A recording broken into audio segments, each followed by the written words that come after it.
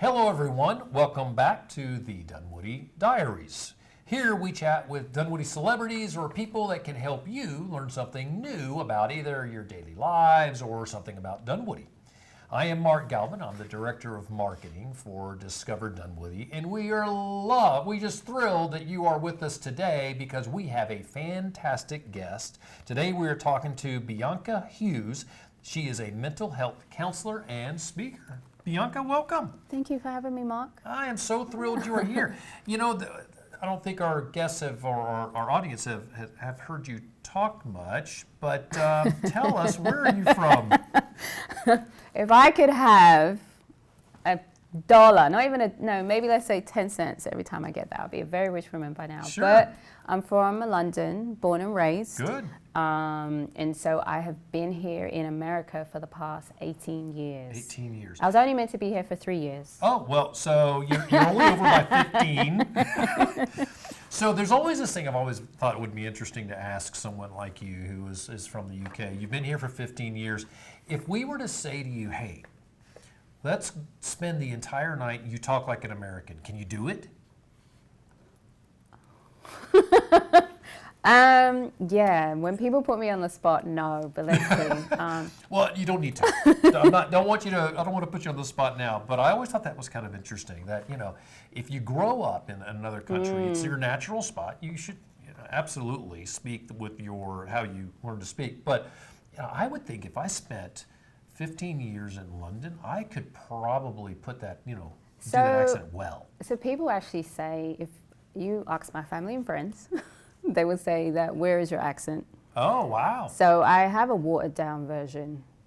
So I think one of my sisters said it's like an international version. I have my own version. There are elements where the American accent comes in, and I've learned to kind of smooth out my English accent, otherwise people would not understand me. Because I'll be talking like, you know what I mean, so what are you saying? And then people wouldn't understand. I love that. I think that's great. Well, when you said watered down.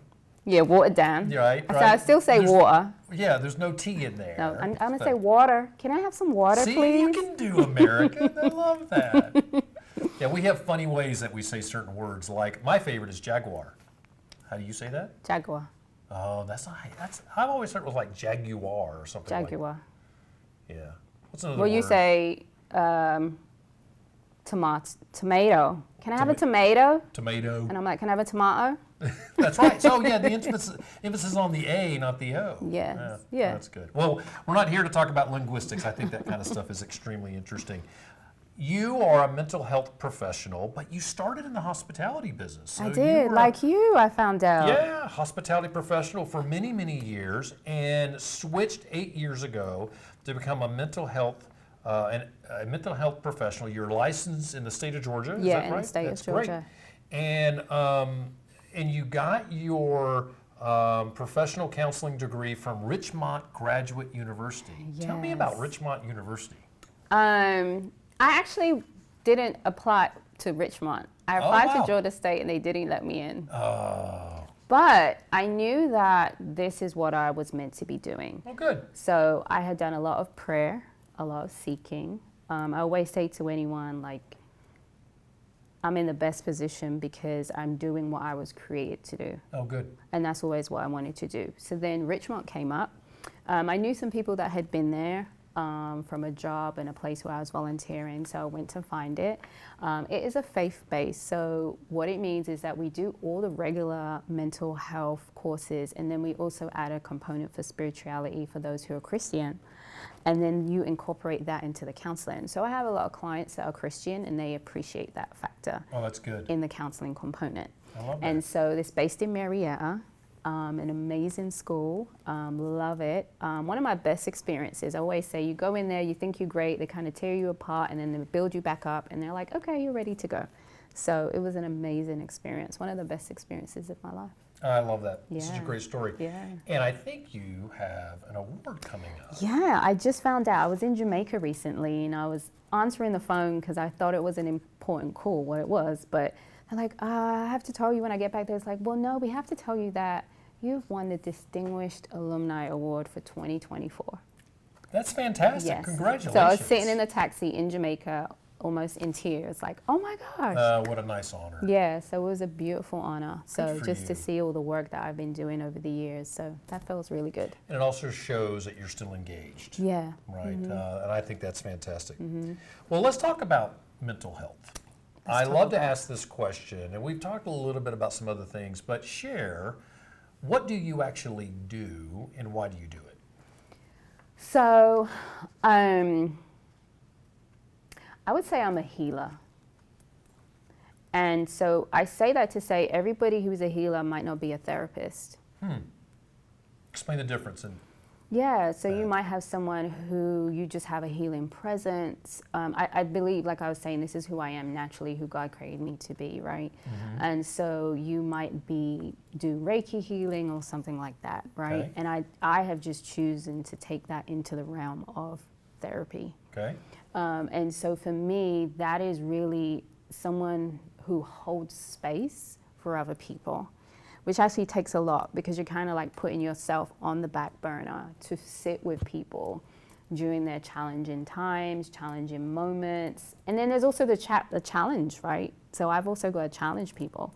I've got to be great at boundaries. You are not coming in to see me to be like your friends or like your family. I'm a different component in your life. You need to be honest with them. Absolutely, Yeah. absolutely. So it's not just, someone commented the other day, like they felt like it's divine, the connection, and me being their therapist and things that I go through that may be similar to what they're experiencing, or just answering the questions that they've had, burning questions. So to me, it's not just you're coming to talk to me and help you through your life. Everyone thinks it's a conversation. It's so much more than a conversation. So interesting. Yeah. Very interesting. So I love that. And that's a great start to some of the things that I wanted to get into today.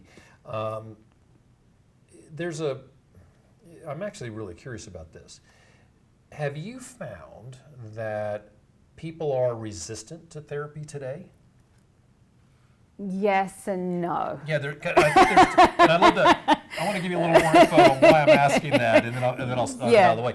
Because there's so many famous people. You see them in an interview and they go, "Well, I talked to my therapist, and my therapist," or they'll slide in, "Yeah, I've talked to my therapist about that," right? And so I think that there's a little bit of a let's call it an appreciation of that space. But day-to-day people that I run into, I get the sense that they're like, "Oh, I can't tell you that I'm going to see a therapist. That needs to be confidential." Yeah. So, you still have HIPAA that makes it confidential, right? So even if you do tell people, I still can't tell anyone. I always say to my clients, if I see you out in public, I don't come up and say hello. If you come and talk to me, I'll always talk to you, but I don't go up and. So there's still that aspect. But I would say, yes, there is some resistance, especially culturally. I see primarily, this is not by it's just how it works. I do get a lot of Black clients primarily, because they prefer someone who looks like them, right? So once they come in, there still might be some resistance because of what they've been told culturally. Don't share your information, don't tell strangers your information, right? Don't talk about the family business. And so you may have some resistance even if they come into the therapy room. So I can speak from that culture in that aspect, but they will still come. And then there's just people who are just like, well, I don't need it. I can talk to my family. I can talk to my friends. And then that would be the resistance. But I think the biggest shift was the pandemic. I was just saying to I actually think this year, so 2023, is the year that has I can breathe now. So 20, 21, 22, forget 2020, we were overwhelmed. Right. Yeah. And everyone's like, oh, we're having a break, and we're like, we're dying over here. We're overwhelmed. I mean, it was great to be in a space to help so many people, but I think the pandemic is where it really shifted, and people were like, oh, I've got to sit with myself. I need some support. Yeah, that quiet time by ourselves, a lot of that made us see some of our vulnerabilities, and I can certainly see that. And I don't know that we understood it until we started coming out of the pandemic and regular life started to come back at us, and there was some struggle there. Yeah, absolutely. Yeah. Do you get a lot of people that come to you that are struggling with digital technologies?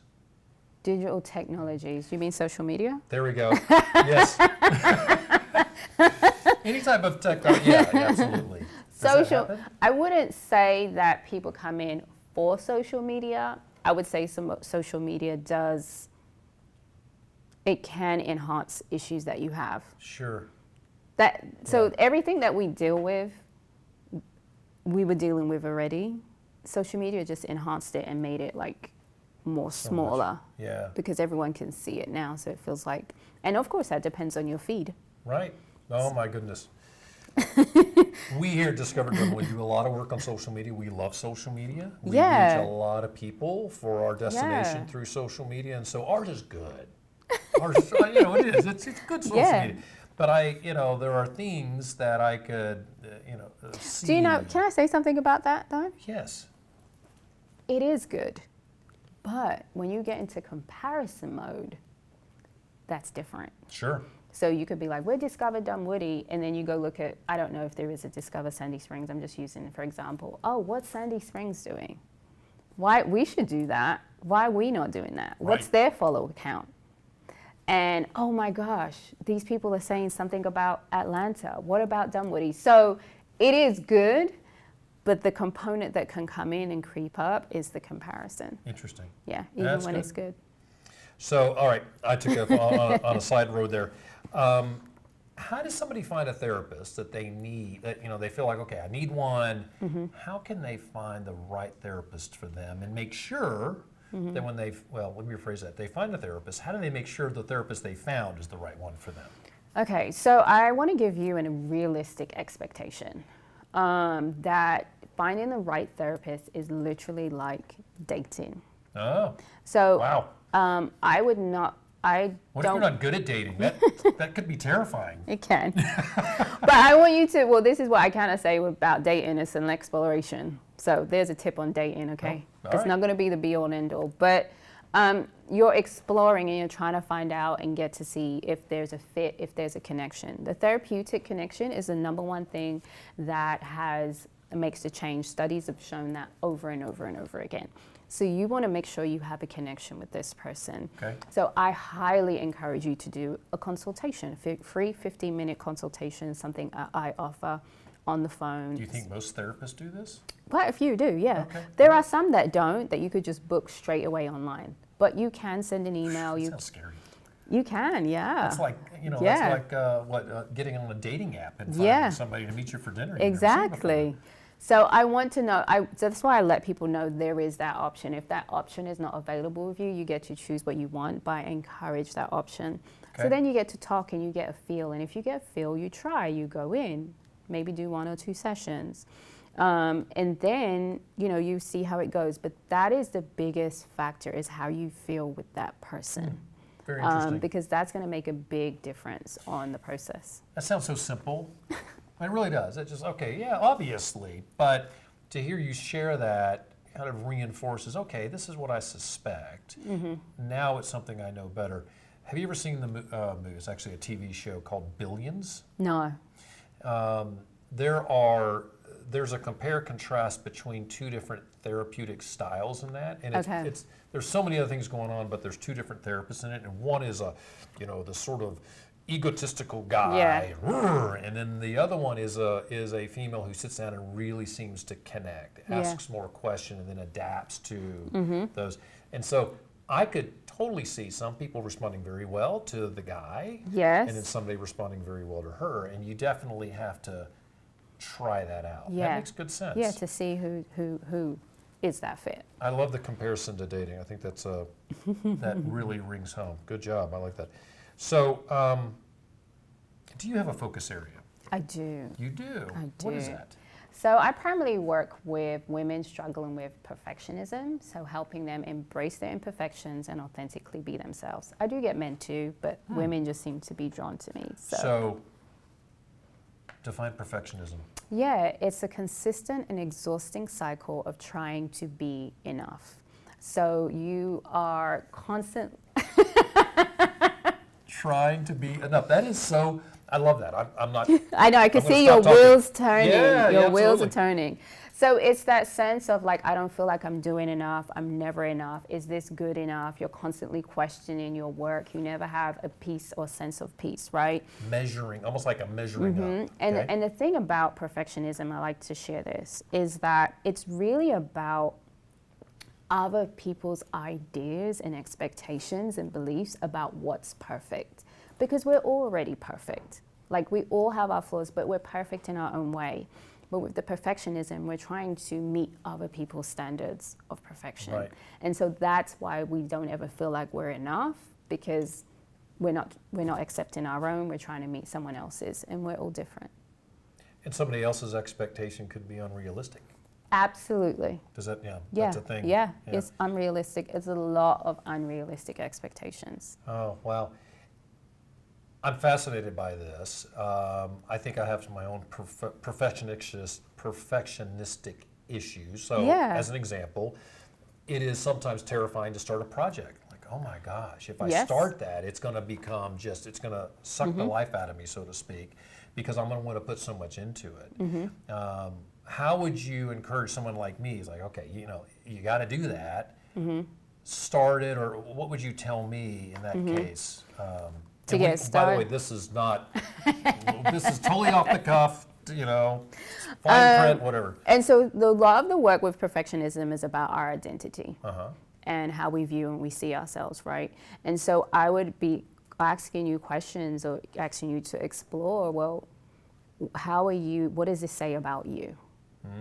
The Okay. end of the project, what does it say about you? Because it's really more about you than the project. Okay, you get overwhelmed, okay?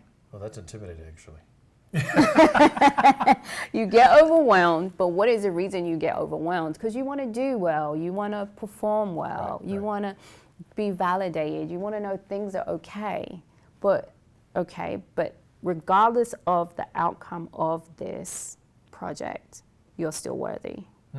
You're still good. Interesting. It doesn't change who you are or your value or your worth. That's good. So then you're removing the attachment of the outcome from yourself, and you're like, whatever I produce is good.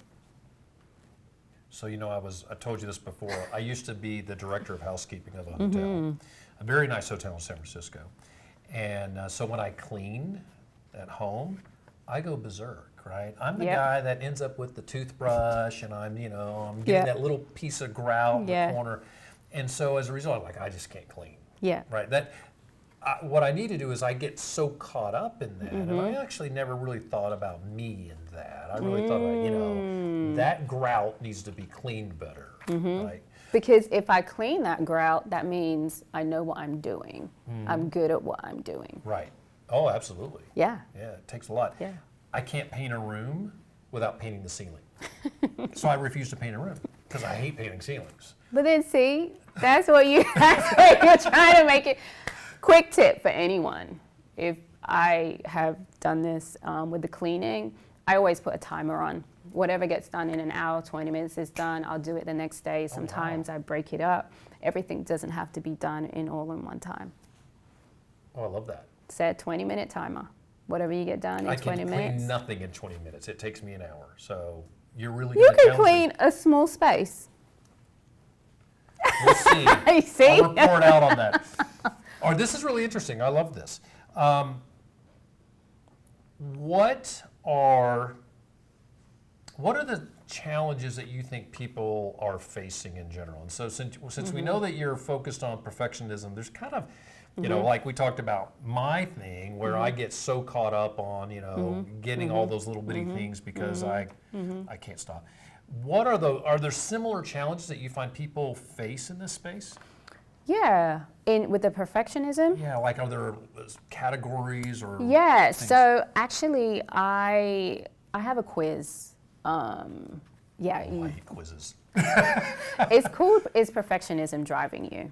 Okay. And the way I like to break it down is perfectionism is either in the driver's seat, right? So it's driving you, you have no idea, you're being driven by shame and fear and trying to be enough and trying to measure up and trying to do things perfectly and avoiding failure, right? And you have no idea. Then the other part is like in the passenger seat. So perfectionism is over here. And you're like, okay, I see you. And you're becoming more aware of these behaviors, such as trying to control, not being able to let go, the procrastination, right? You're becoming more aware of these behaviors and you're wanting to make changes, and this is where you change. Procrastination's connected to perfectionism? Yes. Wow. A lot of people don't know that, realize that. And that is because you don't get started because you want to do things perfectly the first time. I totally get that. Yes. Yeah. And so, and then the last stage of the quiz is perfectionism is in the trunk. We like to say the boot of the car. The boot. There The it is. boot. Yes. See, another one. Yep, I like it. And that's where, at that stage, you're really being your authentic self. It doesn't mean that your life is amazing, but you're really in a space where you are accepting any of your imperfections, anything that you feel like is wrong with you, and you're able to truly see yourself. So one of the most powerful things that you can do, and I really try to get clients towards, is seeing themselves as valuable and as good. It's one thing for someone else to see you, but it's way more powerful when you can see yourself. So those are the stages. That's got to be a journey. It I is would a say journey. that. Like I'm Yeah. simplifying it. I'm making Yeah. it very simple. Right. But with the quiz, you can see that. And even like if you take the quiz, you have all the resources to kind of help you in each area. Oh, that's fantastic. So we really, our goal is to get perfectionism in the boot. Yeah. Oh, you used my word. I like it. I think it's great. All right. Let's see. All right. Maybe you just answered this. What are signs that people are improving? How do you? What are those? Are there triggers or things that you can see and points that they can celebrate? Yeah, absolutely. You use a great word. They start celebrating themselves. Oh, good. Yeah, they see what they are doing versus what they're not doing, right? They begin to take time to rest and to slow down. They're being kinder to themselves. So one of the things is you could be very critical. Oh, I'm so stupid, I should have known better, right? So versus instead of, wow, I really tried really hard, look at what I've been able to accomplish, Right. right? So you're not, it's, that opposite of I'm not enough versus, no, I'm doing a great job. And you are taking more time. Sometimes you might be a lot of high achievers. So maybe you're taking more breaks and you're resting and you're spending more time with your family and with your friends, right? And then there's that aspect of the self-love. You're loving yourself more. You're recognizing you're human. You're not a robot. And so you're just a lot more free. You're able to let things go. Yeah, we kind of talked about that a bit, didn't we, earlier? Yeah. And a lot of this, it sounds like it's really connected to recognizing your own value internally versus letting external items control that, right? Absolutely. Absolutely, because a big part of it is about how I perform determines my worth. Right. And it's actually the opposite. I'm able to perform because I'm worthy, because I'm valuable. Yeah, this is and I know you mentioned that demographically it's African American women who migrate towards you, but I can tell you right now, men have a real challenge with separating themselves from work. Right? Absolutely. Their identity is their job. Absolutely. And how they do it. And I will tell you, I'm guilty of that 100%. And that is a very hard thing to separate. But I also think this is a journey. That's why I right? need more men to come in. Yeah. Can I actually say something though? Absolutely. When men come into therapy, they're amazing. They're actually ready to go. Like they do it like that. What do you mean? They're ready to do the work. By the time a man comes in to therapy, Oh, he's it's because ready. they're way past the point of no return. Yeah, They're like, oh my God. Yeah, they're ready. And so they actually really get through really quickly. Huh. Yeah, the men that I do have, like they're like, ready, I'm ready, Oh, let's that's go. interesting. It is it's one of the fallacies that we have in the culture of being a man in this society, and that is that we do. Everything is connected to your success. Like, let's go back to dating. I'll guarantee you most women will, when they're dating someone and they're thinking about a long-term future, let's just say, they're not interested in dating someone who's not career-minded. As an example, okay. Well, if I'm not career-minded, I'm not going to attract an appropriate mate. So I've got to be career-minded, which means there's my identity. So you can see how this cycle can, well, just naturally occur. And from a mental health perspective, it makes sense that a lot of men would struggle with that. Totally makes sense. Yeah, and that's how society puts it, right? That your worth is in what you do. Right. Right. The career, the money, and things like that. And that is something that I have to fight against. I bet. Right? Because trying to get back to this is your humanity. And anything that you do, any success is because of your humanity. And that is a lot of rewiring. Right. Would you say that you find people that understand that human piece, their own value, that they end up performing better at their job? Is there a correlation? I think that I would say the word I would use is they become more in alignment. All right, expand that. What does that Yeah, mean? so how does that help? Yeah, because because I don't want to say you're going to do it to perform. You become more aligned with who you are. So you're going to set better boundaries at work. Okay. You're not going to be as tired. You're not going to be as overworking, right? So you're going to produce the stuff that are true to who you are as a person and give that to the job. Wow. Versus you'll keep being told this is what I have to do, and you're like, no, this is what I have to offer. Are you okay with this? Versus the job telling you everything that you have to do. And you know what? That's what the job wants. What's the best version of all their associates, their employees?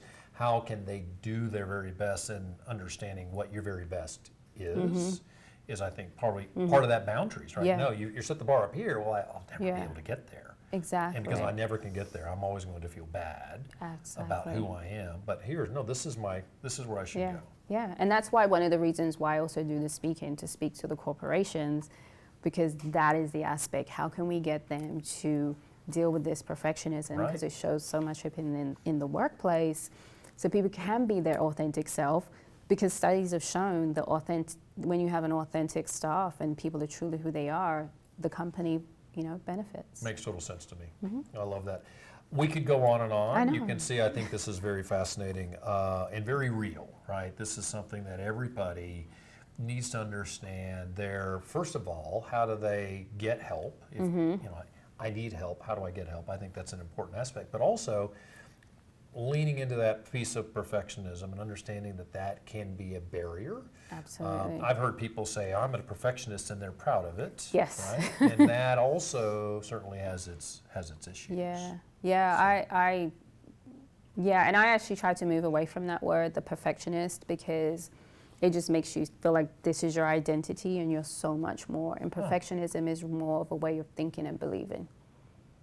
It's There's not so who many- you are. Yeah, and the whole other conversation, which maybe we have another time, is the authentic self. What does that mean? That's kind of thrown around today, be your authentic self. And I think that in some ways, somebody's authentic self is not really authentic now, right? And so how do we get back to that? That's another conversation for Can I today. answer that real quick? Yeah, go for it. So authenticity is more about doing things that align with your values and your opinions, not someone else's. Oh, see, and there, you're going to laugh at me. The word there is values. What are values? I know, you could go on forever. Yes, we could. Absolutely. So we got to wrap. Bianca, how can people find you? The best way to find me is my website, authenticallybu.com.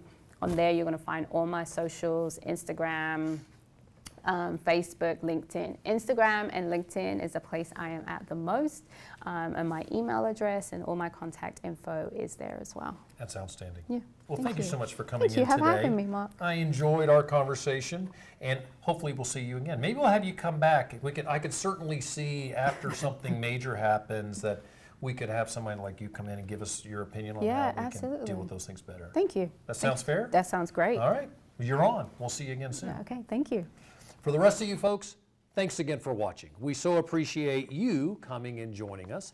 I'm Mark Galvin. I'm the Director of Marketing here at Discover Dunwoody. This show is produced by Discover Dunwoody. Our producer is Madison Holtz. Our sound technician is Emily Inser-Gibson. If you would, remember, go to our library or go to the City Hall or to ARC Coffee House, or I'm forgetting someplace else. Where else? Sproul. See this, I have coaches around the corner here. We are giving these little stickers away. They are removable. You can stick them on your car. You can put them on your paint. You can put on your glass and take them off whenever you want. We would love for Dunwoodians to share with the world that we're so proud to be Dunwoodians. On behalf of the entire Discover Dunwoody team, thank you for watching. Be sure to follow us on all of our social media sites at Discover Dunwoody, and go to our website, discoverdunwoody.com. So until next time, enjoy the day and go out and discover Dunwoody.